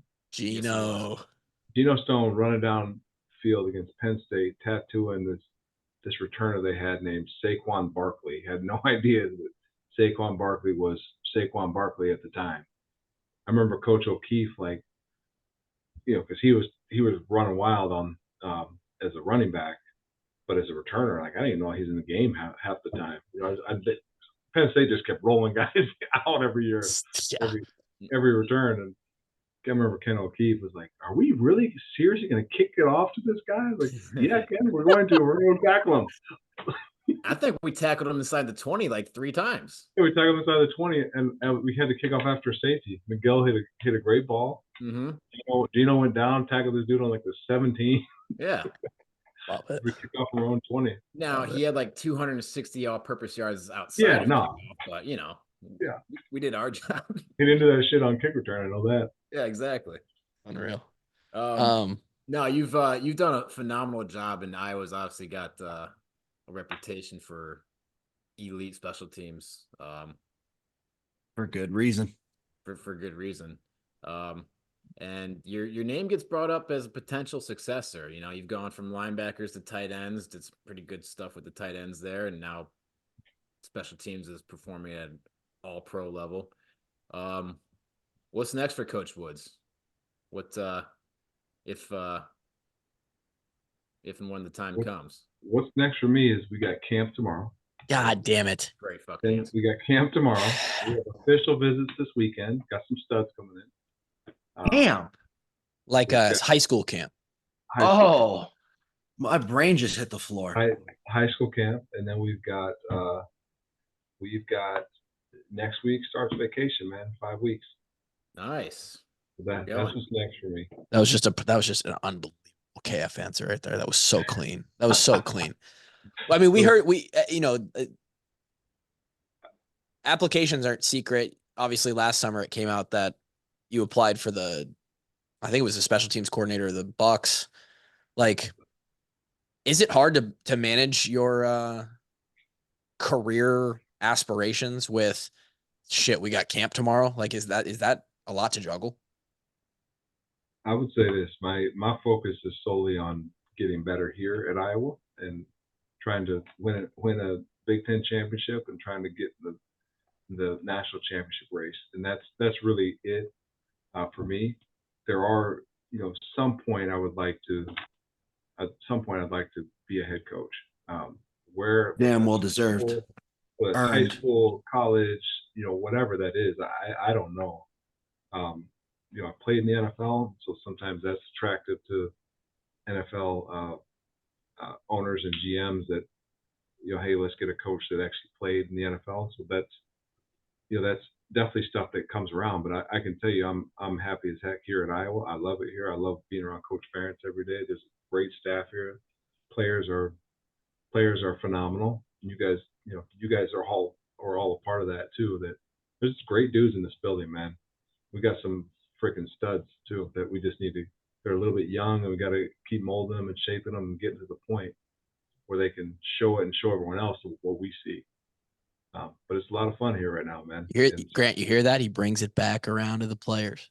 He's a professional. He's a professional at this, man. Listen, there's no one coming to watch this coach, man. I'm telling you, nobody. That's not true. You're like the best special teams coach. There are people who are like, we'd like to have him. I haven't made a tackle in. As a matter of fact, the last play I played, missed a tackle and got cut. So that's a long time. So I haven't made a tackle in. Do you have one more in you? Could we get you for a quarter in pads?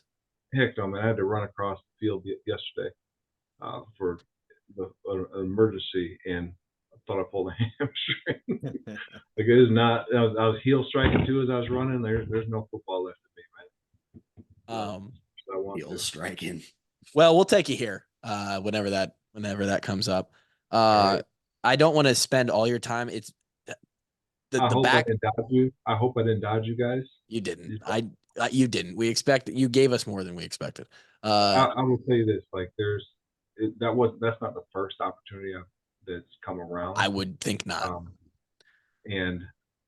But I like it here a lot, man. This is a great place. This is a place still that I feel like cares about players, cares about like coaching kids and like developing them, and not just, hey, he sucked today, get him out. Who's the next guy? Yeah. There's a lot of that going on in college football right now. For sure. There's also.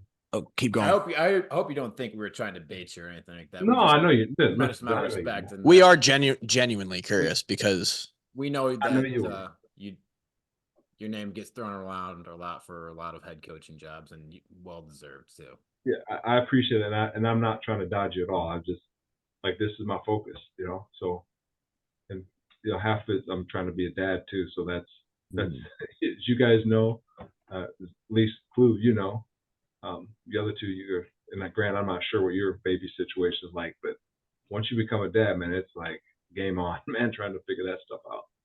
So there's a lot that goes into it, but it certainly adds to it. Yeah. But my point is that there's so much work going on here, man. It's hard to focus on those other things. There are certainly aspirations and personal aspirations, but I believe that'll come to take care of all this other stuff. Yeah.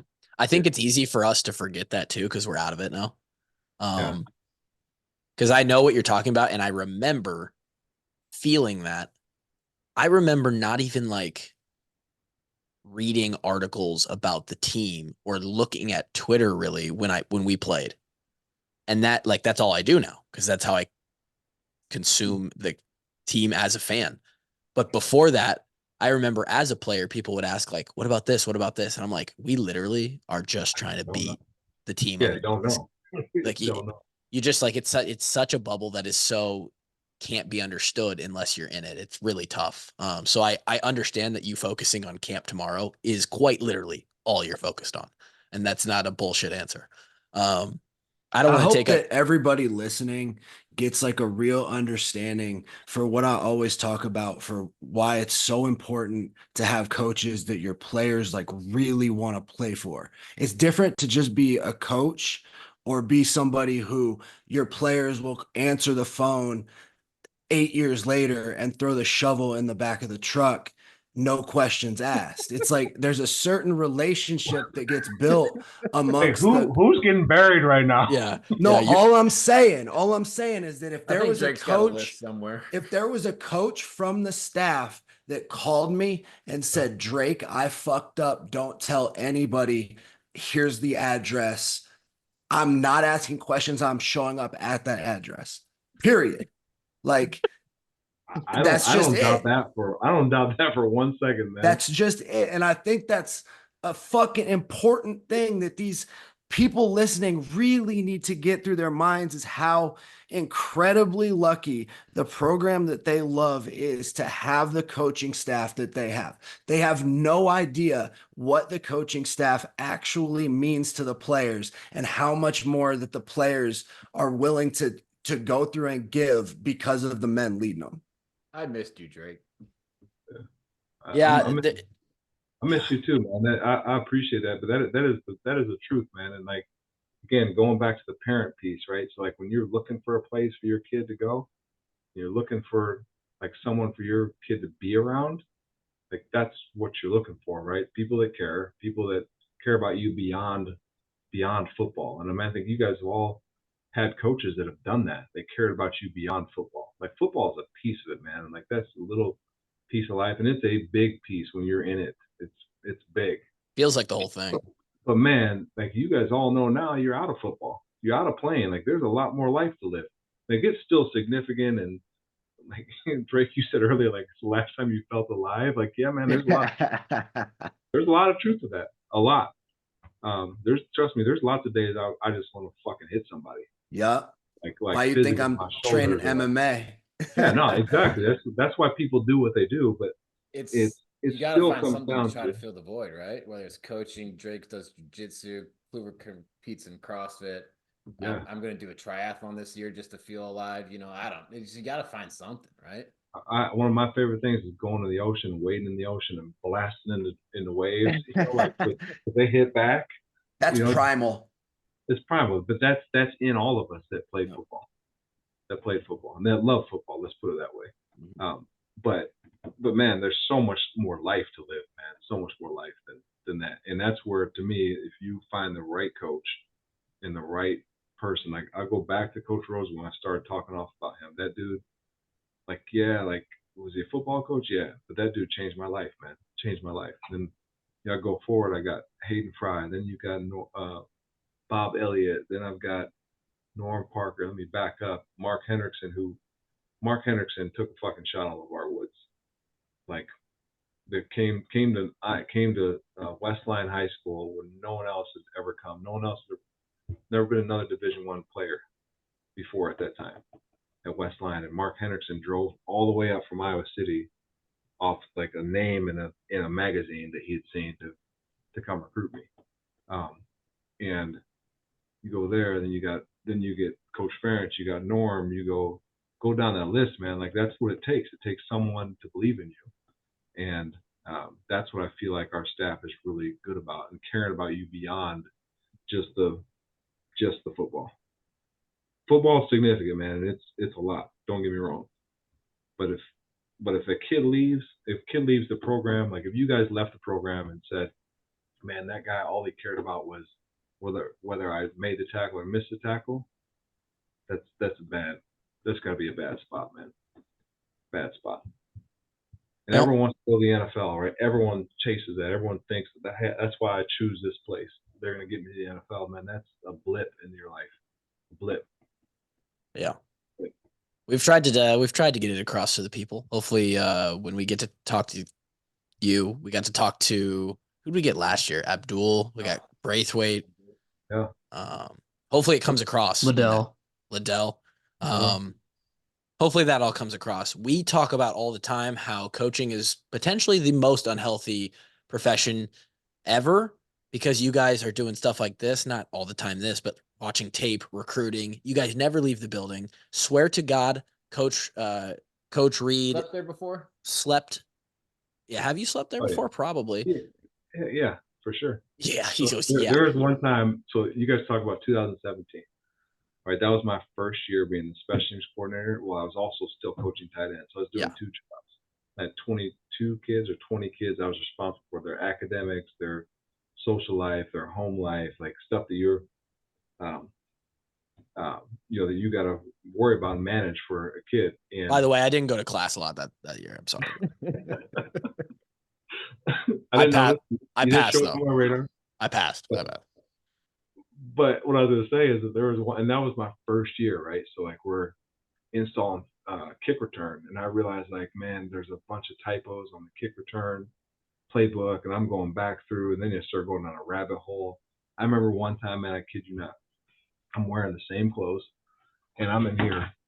The guy leaves, like, hey, good night, Doug. The janitor came back in, and I'm still right here. It's like, oh, you're in here early this morning. I'm like, didn't have the heart to tell him, like, I haven't left this day. Oh man. Haven't left. Where I was going with that was I don't want to be the reason that we give you another one of those nights. So I'm going to kick it to Grant here, who usually caps off our questions. Maybe Drake or Kevin have one more thing to ask, but I don't want to hold you forever. So Grant, anything else that you got on your mind? Yeah, I guess last question I asked this to the coaches we had on last summer. Is there anything that you see the players have now, like access wise in the facility, or anything that you really wish you had when you were a player? Man, all of it. Are you kidding me? These kids, like, think about this. He was in So Estonia back then. So I had breakfast with Bell, Hodge, and Manson today, right? And we're sitting there, we're laughing because the kids they're in like prime life, right? So summer, yeah, you up early, yeah, you're training, but man, it's 10 o'clock. Your day's over, really. It's the greatest period that a man can experience in their life for like pure fun. Yeah, but you get done, they all got tea times lined up. They're playing this, playing this game, but the food's ready for them, right? They're going through picking. Who's here today? Stella was here. So like, hey, make your own omelets, quesadillas, burritos, all that stuff. Them but burritos they don't have are to go. hitting. So back in the day, it was like you got done and then you went to your house and you went through your pantry or your cupboard and got your food and you made your food. So that's another The hour. food has to be the answer. It's always the answer.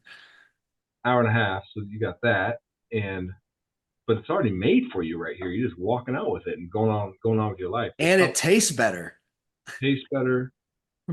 You're not having to go to the store and shop for yourself and budget that. And first off, the money these days is insane compared to back in the day. We got $400 stipend that covered your rent and your food for the month. That's what you got. What do they get now? A lot. I don't know. I don't even want to know. Based off of what we got our senior year, it's got to be close to 2 or more. Oh, it's more than 2. Well, I think it's in the tens of thousands these days, Gloof. Yeah, I mean some guys, Wow. yeah. It would have been 2 for me. It's been 2. Yeah, I think our senior year is just shy of $2,000 a month. $2,000 for real? Yeah. That's a lot. Coach Woods is like, I don't know what to do with $2,000. I mean, we thought we were having it good back then at $2,000 a month. I'm paying $350 a month in rent. I'm like, holy shit! I don't even know what to do with this. Time to go to Riverside, baby. I've said it at least a dozen times in this podcast. I have no idea what these kids are doing with this money in college. I don't either. No idea. I know what they should be doing if they're smart. But in 401ks, Roth IRA. Roth The IRA. specialists have all got that message from me. Did you? Hey, if I was you, this is how I would do it. Yes. So. Smart. And that's, again, just coaching the guy beyond playing football. Yeah. Taking care of him for life. Like, hey, put this away, get 10% on it. Do the math on that. You're a millionaire. If your parents have the money, they can pay the down payment and they're willing to do it. Or if you have an NIL deal and you have the funds to pay the down payment on this house or apartment, This property. Yep. Property, like, man, you collect the rent from your roommates. Do it. If you can. It's what I did in Arizona. Unreal. Yeah. Good question though, Grant. Yeah, compared to when Coach played, it's probably the cold tubs, the freaking practice facility, food, facilities, gear. I mean, you name it, man. It's way better. the gear Your gets guys' better Reebok every year. jerseys were sweet. They were kind of cool. Reebok. Yeah, they were kind of cool. That's before they struck the Nike deal, man. Ooh, that's crazy. That summer synopsis that you just had, like guys walking out, they all got their tea times. That really sends me back to like the best time of my life, man. Dude, so for when I was in college, though, everyone walked out and went to their job. Yeah, Like everyone had scholarship, non-scholarship. We all had to work. Yeah. Mine was chasing kids around. Some guys were I was a counselor for youth leadership program up in Cedar Rapids or in Marion. But a lot of guys did road construction and house construction. They're showing up to. There was a summer where Bo and Travis and all worked at the trailer park. They worked at a trailer park cutting grass. Yeah, that was funny. Yeah, I remember Bauer and Jewel showed up and mulched my yard. I don't doubt it. That doesn't surprise me even a little bit. And you better have paid him the market rate, otherwise I'm telling the NCAA. No, trust me. Bo was like, "No, it's fine." I was like, "It's not fine to your dad. Your dad's the one the supplies. What are you talking about?" Where's the invoice? Like, Great, Kev. Anything left for Coach here before we let him actually sleep? I just appreciate the hell out of you for coming on and sitting down with us, man. I love you guys, man. I really love do. you, man. I really appreciate you guys. There's about 100 other questions or topics that I could bring up, maybe another time. But hopefully, I got nothing else to do, so I just want you to know you're tapping out first. Okay. Well, to be fair, I'm usually asleep by now. Are you? Oh yeah. What time do you train in the morning? I don't train in the morning. You don't? Okay. No. 10:30 a.m. Luxury of working for myself. I like to train after lunch. After lunch? If I'm doing 2 days, 8 in the morning and then 1 in the afternoon. So what are you doing in the mornings? Yeah, usually cardio. Cardio, yeah. Yeah. What's your method of choice right now? Well, in CrossFit, it's everything. So, by the way, my youngest daughter, Whitney, ProFit. Started doing ProFit. Let's go. Yeah. I know you've been there a couple times too, working out. So yeah, I took the kids there, my older two, for the summer one year. Coach, I cannot recommend jujitsu enough, really? Especially for females. My lady did not think she liked jujitsu. She went a couple times and said she hated it, and I didn't press it on her. And then she started going back. What jujitsu can do for like the self-confidence that for females in the crazy world is nuts. Like Kaylee, her anxiety level is so much lower because she knows that if she goes out in public, if something were to happen, she can handle herself in a lot of situations. It's so good, man. I recommend it for everybody, but females especially. If there was a martial art or like an activity to do, it would be jujitsu. Really? Yeah, man. You're like the second or third person that said that. Yeah, Kaylee's about to compete on Saturday in her first competition, and like that's how into it she is now. Really? Yes.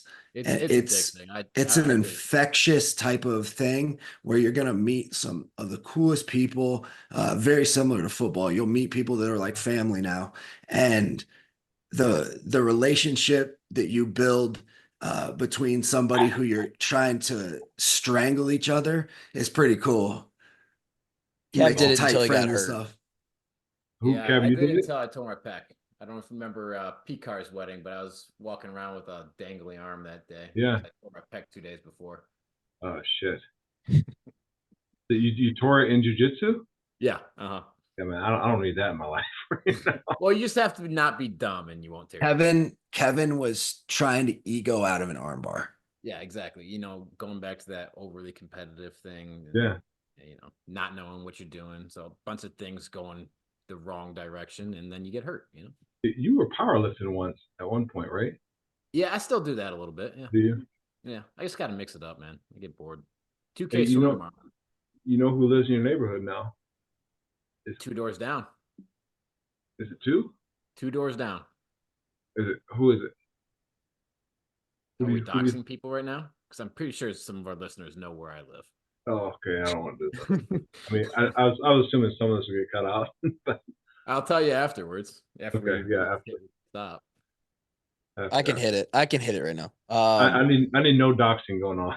Yeah. Thank you to everybody for listening. Hopefully you enjoyed Coach. A little bit of a look into a player-coach relationship for the three of us and Coach. Thank you, Coach, for giving us your time. Anytime, man. Happy to do it, man. I miss you guys for real. I know we For real. The Miss backdrop- the hell out of y'all. the backdrop of looking out those windows and seeing that parking lot is a little bit of PTSD, like early morning PTSD. But I would still show up for a 6 a.m. special teams meeting again in a heartbeat. We'll be back again next week. Hopefully another guest that I got lined up. But until then, see you later. Peace.